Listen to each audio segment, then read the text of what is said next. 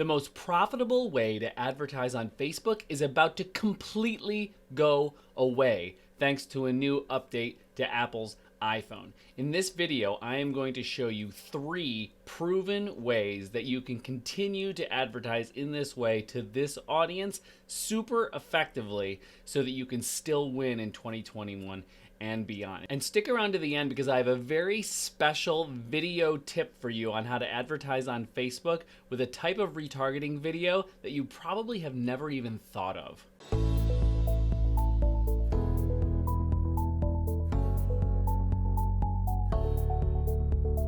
Hey, what's going on? It's Matt. If you're new to this channel, please like this video and subscribe. I would love to have you as part of this community.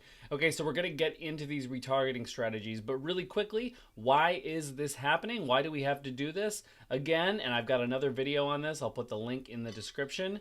The reason that we're doing this is because of the iOS privacy lockdown with iOS 14. In January or February, everybody is going to have to tap a little pop-up on their phone every single time they open an app for the first time that says, do you want that app to track your data?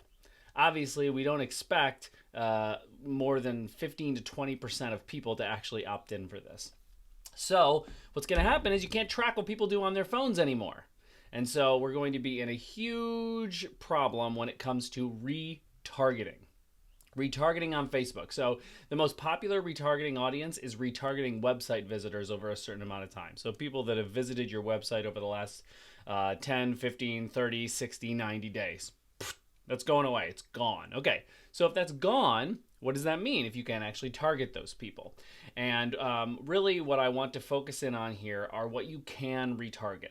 And there are some really powerful ways to still retarget quality audiences. You can retarget bad audiences all day long, but you want to retarget people that are really high quality, like people that are worth retargeting, that could actually have value to your business. So the 3 strategies that I want to talk about today are these. Number 1, maybe I'll put a little header here. Retargeting in 2021. All right. Okay, retargeting in 21. So the biggest, most powerful way is video views. So Facebook ads still is always going to allow you, at least for now, to retarget stuff that happens in Facebook and Instagram. It's the stuff off Facebook and Instagram that we're super worried about. So on Facebook and Instagram, you can target things that they do. So we know what they do with video. So we can retarget them based on the amount of video that they've watched of any specific video or a group of videos. At the, I believe the 10-second range, which I would never recommend retargeting, 25%, 50%, 75%, 95%. And the thing with this is content is king, right?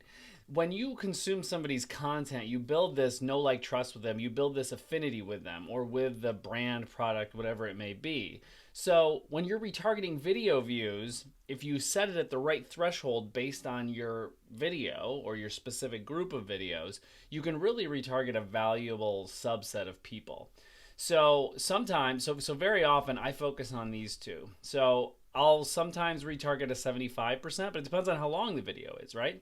If it's a 1-minute video, not great at 50% because people, again, people don't go to Facebook to to watch video. People and buy stuff. People go to Facebook so that they can post pictures of their dogs and stuff and like see their family, whatever it may be. So since that's the case, we can't just say, oh, everybody that watches 50% of a video is a good audience, or even like a good majority of them, because like that's just not true. So we have to usually retarget 75% or 95%. Now, if the video is like 10 minutes long, you're okay with 50%. Some cases you may even be okay with 25%. But I really think that the best for you guys is going to be focusing on these 95% and 75% audiences. And one of the things that we've been doing lately a lot is experimenting in my agency, Guide Social, with retargeting this 95% video view audience. Because we run a lot of social video ads in feed that are like 1 to 1.5 minutes long.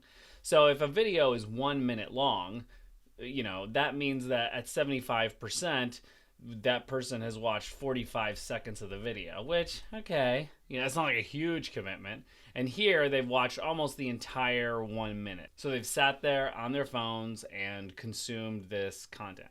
So this is a good retargeting audience here. Because the thing is, if you are, for example, you have a funnel advertising, you're running, that's not how you run a funnel. That's an upside down funnel. Backwards, and this is the customer journey. When you're prospecting, we're usually starting with conversions right off the bat, and that's usually the best goal.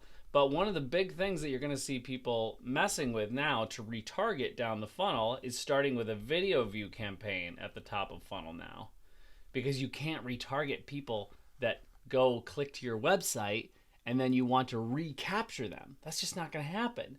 So what you have to do is retarget potentially 95% of a video view watch. So if somebody has spent like a minute, 2 minutes with you and your content, or with your brand and their they're very brand aware, right? They're not top of funnel anymore.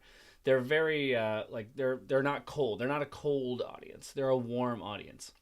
And then you can start triaging from there. But a 95% video view audience can be a very strong audience. Or, and this is a bit of a hack, you do run a conversions campaign, see what happens with it, take the best of it, but you use a video inside of this conversions campaign. And then you're bringing in that conversion-based audience, meaning Facebook has already been going after the people most likely to buy your product or opt in for a lead or whatever it is you're trying to get them to do. And they're watching a video. So you're actually bringing them in multiple great ways. However, that's more expensive. Running a conversions campaign has higher CPMs, higher cost per 1,000 impressions, higher cost of advertising than a video view campaign. So you're going to want to test these two things against each other. Or you could also test a engagement campaign as well and just see where the audiences come from. But the quality of these audiences can vary. So test, like you always have to do on Facebook. Retargeting video views is extremely powerful. Okay, so let's go to number 2. I love the number 2 hack because a lot of people don't know it. It's kind of buried in the retargeting settings of Facebook. But you can basically retarget anything that people do, any way that people interact with your Facebook page. Engage with stuff, like, comment, share, like all this stuff, save posts. Retargeting saved posts could be extremely valuable, but it's not one of my tips. Because it's hard to get at scale. There's not a ton of people saving posts. But if you are at scale, that is something to consider. If people are saving posts, it's kind of like, wow, like why? Like that's a real valuable action. But number 2 revolves around CTA retargeting. So that means call to action retargeting. So when you have an ad and that ad looks, like this, and it has text and it has an image or a video here, and then there's a headline, right? There's a headline down here, and then of course there is a learn more button. When people click that learn more button, they go to your website and then you retarget them from the website, right? Okay, so now the website goes away. You can't retarget website views, but you can retarget the people that click the learn more button. So as long as your bounce rate is decent on your site, which it should be anyway, you're effectively retargeting people that visited your website from the ad. Now, remember, if you're running Google ads or YouTube ads, you still can't pick up these people because your third-party cookie, the Facebook pixel, which is on top of, which is embedded into your site, is you can't access that data anymore from people that go to your website. So you can't retarget people from other platforms, but you can retarget people by what they do in Facebook. So if people click this conversion campaign at the top of funnel, for example, and they move, how do you move them down to this side of the funnel? The only way to move them down in the funnel to retarget them is to actually know what they did. And we can know what they did, even if you can't capture them on the website, you do know how to click a CTA. So what you do is you go into, when you're creating a custom audience, which is what you're doing for all of your retargeting audiences, okay, you're creating a custom audience, and then you're going into Facebook page to retarget Facebook page engagement, and then there's going to be a little drop down and it's going to say clicked any CTA. Clicked any CTA. And what that is going to do, it's going to show you all the people that click the learn more, shop now, sign up, whatever it is button that you have. So it's kind of a hack workaround if you're running most of your traffic on Facebook to actually retarget people that came to your website. It's a great little hack. Now the third one is super important because this is just where we need to get back to in marketing anyway. The third hack that I want to talk about here is retargeting first-party data. So what's first-party versus third-party data? Basically, the difference between a first-party cookie and a third-party cookie is not a lot technically. A cookie is just a little piece of code that goes on your website. The Facebook pixel is a third-party cookie because it's created and hosted on another platform, Facebook, and then put onto your site. A first-party cookie is hosted by you, created by you, and put onto your platform, and you collect that data. So that's the difference between a first-party cookie and a third-party cookie. First-party data is when you actually have that information. So you've been hearing it for years, and you might have ignored it, saying how important it is to build a list, and then maybe you've read something that's been like, email open rates are 20%, and some gurus say, 20% open rates, that's crap. You got to do something different than just go into email. Listen, it's not about email. It's about owning the data. Email is still extremely powerful, but it's about owning the data. Right? So that means owning email address and text messages, especially email address, well, both, ideally. Having their numbers, having a CRM, having their numbers, having their email addresses, having everything right there for you to be able to put this all together. So when you build a huge list, custom audiences based on that list are not going away. Meaning you can upload, and you've probably known this already, you can upload your email list to Facebook, create a custom audience, and serve them ads. Now, we don't think about doing that a whole lot. A lot of times it's kind of like, oh, do you have a warm email list to upload? That would be a good list to make a lookalike audience off of. And then we just do it and we go for it. But we're not talking about that right now. I mean, that's still powerful. But what we're talking about here is actually focusing on it more so you can own more data, do better retargeting. So you might want to run more lead magnet campaigns, because that is going to get you more email addresses. It's all about what the best use of funds is for your business. But we have to get back to this now. And we've been saying it forever. You need to own these people's information in case the crap hits the fan and we're in a position where we have to, we can't rely on Facebook anymore. Guess what? That time is now. Not to be alarmist, this new iOS update is not going to destroy every business, but it's definitely going to destroy some businesses, and it will 100% destroy businesses that rely on Facebook that are not prepared and watching videos like this. You need to start collecting first-party data, own those email addresses and text messages, so that not only you can contact them through your CRM software like ActiveCampaign or HubSpot or MailChimp or whatever it is you use, but also to have a big enough audience there to upload. And remember, Facebook doesn't feed out very well to small audiences anymore, like a couple hundred people. Really, you got to have like a nice little 5, 6, 7, 800 plus email list strong that you can upload to Facebook so that it can feed out decently. I mean, at this point, it's hard for me to even get audiences to feed out under 1,000 right now. So you really want to shoot to have an email list of about 1,000, upload them in there, and then you can start retargeting them.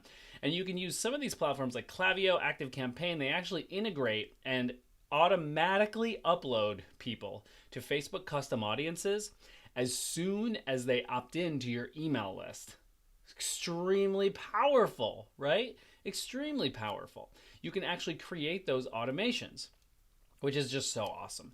So you can, you don't even have to do anything. You basically create a custom audience in Facebook where there's an ActiveCampaign or a Klaviyo automation that's happening. And you just say, okay, well, as soon as this person opts into this list on my email list, zap them right on over to the link to, or rather zap them right on over to the Facebook custom audience. And if you're running campaigns, it'll automatically put them into that.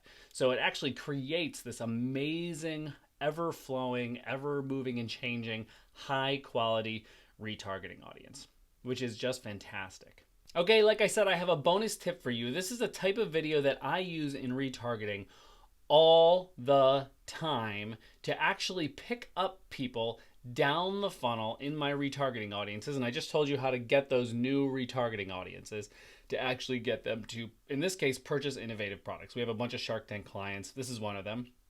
And we run these types of videos at the bottom of the funnel. What's funny is this is kind of reverse engineering what you might think. They are news style videos. Like when I was running all those channels at Now This, and when I was running video at New York Magazine, we used to make videos like this. And now we make a ton of them for our clients. This is basically a blog style video that's value based that we run at the bottom of the funnel to help actually solidify the sale for people. And it works incredibly well. So here's the basics of it. I'm not going to play the whole thing. But you see that this is not a commercial, right? It's not a commercial. The scientific reason your shoes and gloves smell so bad. We don't, I mean, when you see this in your feed, you would just think it's from a publisher. It doesn't scream sale, right? Which is the awesome thing about it, because you get people into it. And what's funny is this video does not have extremely high click-through rates, but it does have a really low CPA, meaning cost per purchase. Right? Which is awesome. Like people are watching it, they're consuming it, and then the right people are clicking and then buying down the funnel, which is awesome. So you see, we wrote this video, our creative team made it, and what it does at the bottom of the funnel is it just helps solidify people. If they were on the fence, this really gives you the science behind it. Like the science behind your problem and the science behind the solution, the unique solution that you provide, which is just absolutely awesome. Okay, now if you want to know more about these iOS 14 privacy changes, click this video over here, okay?